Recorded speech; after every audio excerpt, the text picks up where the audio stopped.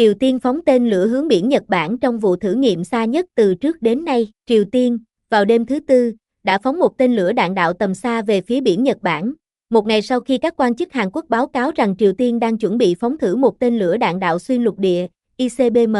được cho là có thời gian bay dài nhất trong bất kỳ cuộc thử nghiệm nào trước đó. Reuters đưa tin rằng Hội đồng Tham mưu trưởng Liên quân cho biết trong một tuyên bố rằng tên lửa được phóng ở một góc nâng cao đột ngột vào lúc 7 giờ 10 phút sáng giờ địa phương, từ một khu vực gần thủ đô Bình Nhưỡng của Triều Tiên. Chính phủ Nhật Bản sau đó cho biết tên lửa đã rơi xuống biển lúc 8 giờ 37 phút sáng, tức là 87 phút sau đó. Bộ trưởng Quốc phòng Nhật Bản, tướng Nakatani cho biết thời gian bay có thể là thời gian dài nhất trong bất kỳ vụ phóng tên lửa nào của Triều Tiên và có thể là một loại tên lửa mới. Bắc Triều phóng tên lửa đạn đạo ở bờ Biển Đông, Seoul nói. Người ta tin rằng tên lửa đạn đạo của Bắc Triều Tiên là tên lửa đạn đạo tầm xa được bắn ở góc cao, Hội đồng Tham mưu trưởng Liên quân cho biết trong một tuyên bố. Chính phủ Nhật Bản cho biết tên lửa sẽ hạ cánh cách đảo Okushi khoảng 190 dặm về phía Tây, ngoài khơi vùng Hokkaido phía Bắc và bên ngoài vùng đặc quyền kinh tế của nước này. Thủ tướng Nhật Bản Shigeru Ishiba sau đó tuyên bố không có thiệt hại nào được báo cáo từ vụ phóng tên lửa. Nakatani cho biết Nhật Bản lên án mạnh mẽ hành động của Bắc Triều Tiên.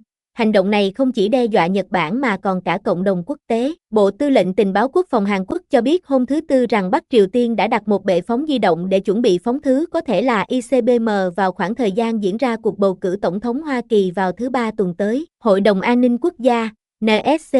đã ra tuyên bố vào tối thứ Tư, lên án mạnh mẽ vụ thử ICBM của Triều Tiên. Vụ phóng này là hành vi vi phạm trắng trợn nhiều nghị quyết của Hội đồng Bảo an Liên Hợp Quốc. Mặc dù UNRPACOM của Hoa Kỳ đã đánh giá vụ phóng này không gây ra mối đe dọa trực tiếp đối với nhân sự, lãnh thổ hoặc các đồng minh của Hoa Kỳ, nhưng vụ phóng này làm gia tăng căng thẳng không cần thiết và có nguy cơ gây mất ổn định tình hình an ninh trong khu vực. Người phát ngôn của NSC Shin Savet cho biết, nó chỉ chứng minh rằng Cộng hòa Dân chủ Nhân dân Triều Tiên tiếp tục ưu tiên các chương trình vũ khí hủy diệt hàng loạt và tên lửa đạn đạo bất hợp pháp của mình hơn là phúc lợi của người dân. Savet nói thêm, chúng tôi kêu gọi tất cả các quốc gia lên án những hành vi vi phạm này và kêu gọi Cộng hòa Dân chủ Nhân dân Triều Tiên chấm dứt các hành động gây mất ổn định và tham gia vào cuộc đối thoại nghiêm túc. Nhóm an ninh quốc gia đang phối hợp chặt chẽ với các đồng minh và đối tác của chúng tôi. Hoa Kỳ sẽ thực hiện mọi biện pháp cần thiết để đảm bảo an ninh cho quê hương Hoa Kỳ và các đồng minh của Hàn Quốc và Nhật Bản. Mặc dù Triều Tiên đã thử tên lửa đạn đạo vào ngày 1 tháng 7 năm 2024,